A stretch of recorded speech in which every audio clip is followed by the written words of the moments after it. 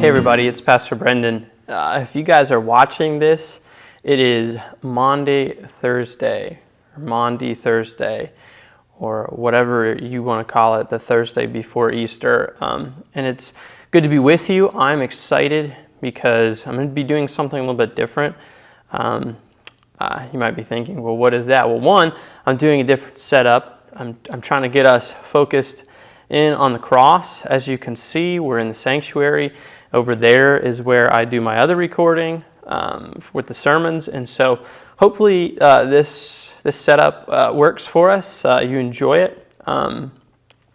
Now we're here on Maundy Thursday, and so what is Maundy Thursday? Well, it's the Thursday before Easter, as I already said.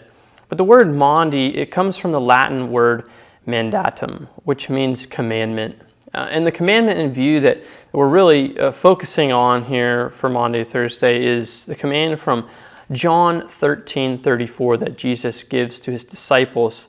They're there and he has washed their feet, and he's having some back and forth with them at the dinner where he institutes the new covenant. And then Judas leaves and he says this to the 11 gathered around him. He says, "A new commandment I give to you, that you love one another, just as I have loved you.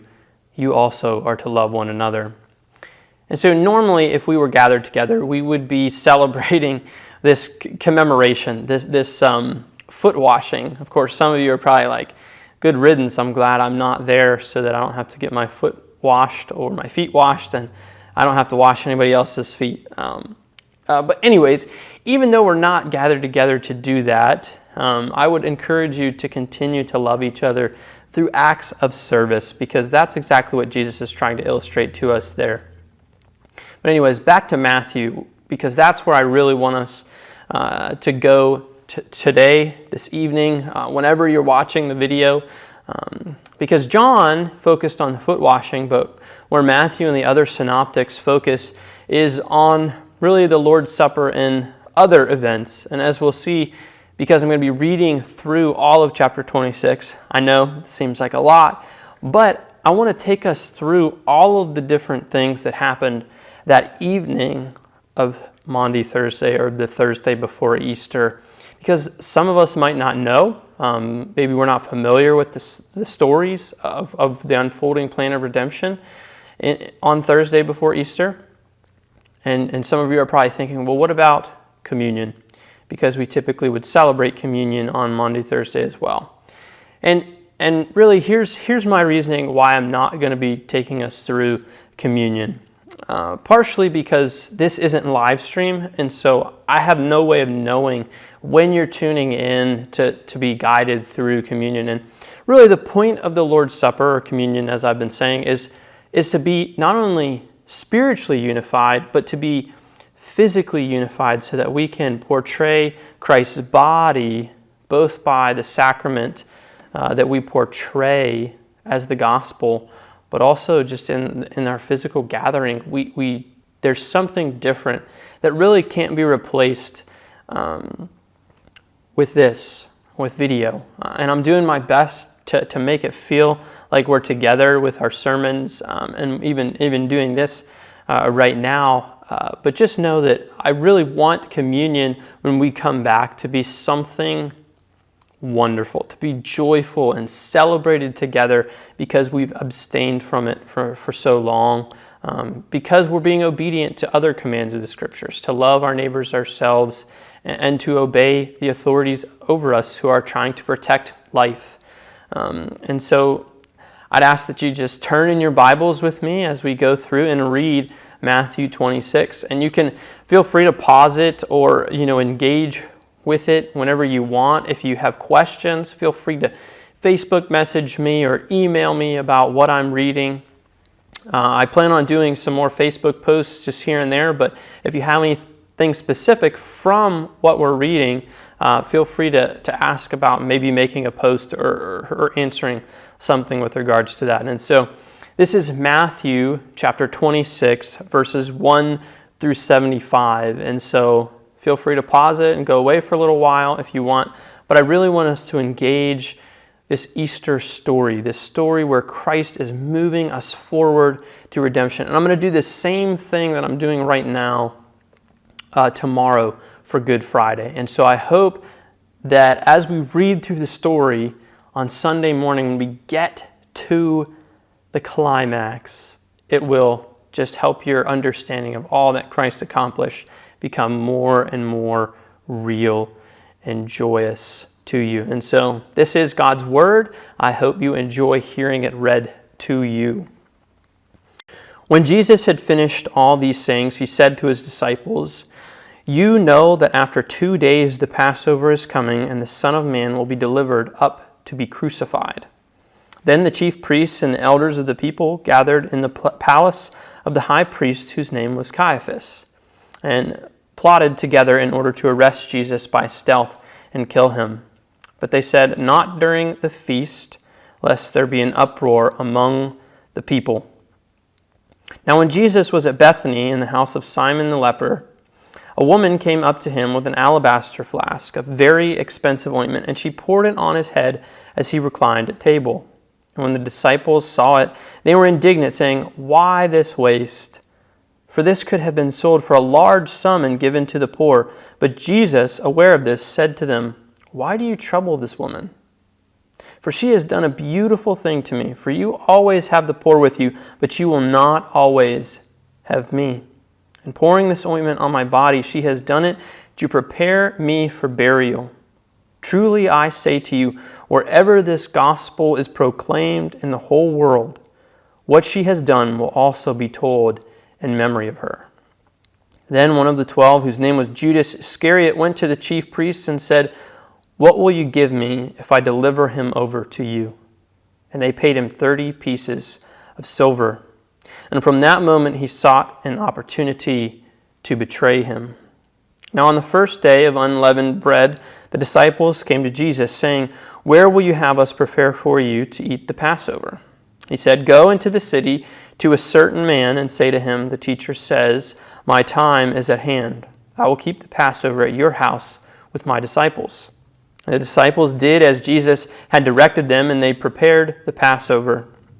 When it was evening, he reclined at the table with the 12. And as they were eating, he said, "Truly I say to you, one of you will betray me." And they were very sorrowful and began to say to him one after another, "Is it I, Lord?" He answered, "He who has dipped his hand in the dish with me will betray me. The Son of Man goes as it is written of him, but woe to that man by whom the Son of Man is betrayed. It would have been better for that man if he had not been born." Judas, who would betray him, answered, "Is it I, Rabbi?" And he said to him, "You have said so." Now as they were eating, Jesus took bread, and after blessing it, broke it and gave it to the disciples and said, "Take, eat, this is my body." And he took a cup, and when he had given thanks, he gave it to them, saying, "Drink of it, all of you. For this is my blood of the covenant, which is poured out for many for the forgiveness of sins. I tell you, I will not drink again of the fruit of the vine until that day when I drink it new with you in my Father's kingdom." And when they had sung a hymn, they went out to the Mount of Olives. Then Jesus said to them, "You will all fall away because of me this night. For it is written, I will strike the shepherd, and the sheep of the flock will be scattered. But after I am raised up, I will go before you to Galilee." Peter answered him, "Though they all fall away because of you, I will never fall away." Jesus said to him, "Truly I tell you, this very night, before the rooster crows, you will deny me 3 times. Peter said to him, "Even if I must die with you, I will not deny you." And all the disciples said the same. Then Jesus went with them to a place called Gethsemane, and he said to his disciples, "Sit here while I go over there and pray." And taking with him Peter and the 2 sons of Zebedee, he began to be sorrowful and troubled. And when he said to them, "My soul is very sorrowful, even to death. Remain here and watch with me." And going a little farther, he fell on his face and prayed, saying, "My Father, if it be possible, let this cup pass from me. Nevertheless, not as I will, but as you will." And he came to the disciples and found them sleeping, and he said to Peter, "So could you not watch with me 1 hour? Watch and pray that you may not enter into temptation. The spirit indeed is willing, but the flesh is weak." Again, for the second time, he went away and prayed, "My Father, if this cannot pass unless I drink it, your will be done." And again he came and found them sleeping, for their eyes were heavy. So leaving them again, he went away and prayed for the third time, saying the same words again. Then he came to the disciples and said to them, "Sleep and take your rest later on. See, the hour is at hand, and the Son of Man is betrayed into the hands of the sinners. Rise, let us be going. See, my betrayer is at hand." While he was still speaking, Judas came, one of the 12, and with him a great crowd with swords and clubs, from the chief priests and the elders of the people. Now the betrayer had given them a sign, saying, "The one I will kiss is the man. Seize him." And he came up to Jesus at once and said, "Greetings, Rabbi." And he kissed him. And Jesus said to him, "Friend, do what you came to do." Then they came up and laid hands on Jesus and seized him. And behold, one of those who were with Jesus stretched out his hand and drew his sword and struck the servant of the high priest and cut off his ear. Then Jesus said to him, "Put your sword back into its place, for all who take the sword will perish by the sword. Do you think that I cannot appeal to my Father, and he will at once send me more than 12 legions of angels? But how then should the scriptures be fulfilled that it must be so?" At that hour Jesus said to the crowds, Have you come out as against a robber with swords and clubs to capture me? Day after day I sat in the temple teaching, and you did not seize me. But all this has taken place, that the scriptures of the prophets might be fulfilled. Then all the disciples left him and fled. Then those who had seized Jesus led him to Caiaphas, the high priest, where the scribes and elders had gathered, and Peter was following him at a distance as far as the courtyard of the high priest. And going inside, he sat with the guards to see the end. Now the chief priests and the whole council were seeking false testimony against Jesus, that they might put him to death. But they found none, though many false witnesses came forward. At least 2 came forward and said, "This man said, I am able to destroy the temple of God and rebuild it in 3 days." And the high priest stood up and said, "Have you no answer to make? What is it that this man testifies against you?" But Jesus remained silent, and the high priest said to him, "I adjure you by the living God, tell us if you are the Christ, the Son of God." Jesus said to him, "You have said so. But I tell you, from now on you will see the Son of Man seated at the right hand of power and coming on the clouds of heaven." Then the high priest tore his robes and said, "He has uttered blasphemy. What further witness do we need?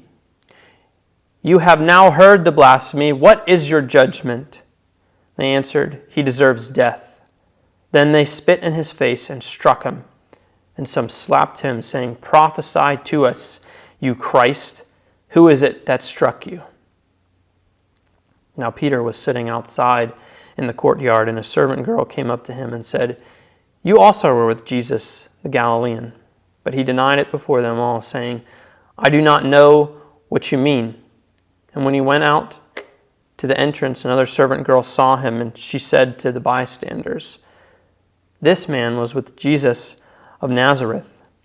And again he denied it with an oath, "I do not know the man." After a little while, the bystanders came up and said to Peter, "Certainly you too are one of them, for your accent betrays you." Then he began to invoke a curse on himself and to swear, "I do not know the man." And immediately the rooster crowed, and Peter remembered the saying of Jesus, "Before the rooster crows, you will deny me 3 times." And he went out and wept bitterly. I hope you enjoyed reading through this with me. I hope you will continue to just meditate on it and really think on what's taking place here and what Jesus is going through. And this Thursday night was difficult, but as we read tomorrow, his journey to the cross only becomes more and more excruciating. Now may God's Spirit be with you as you ponder these solemn passages on your own or together with your family. Until I see you again tomorrow.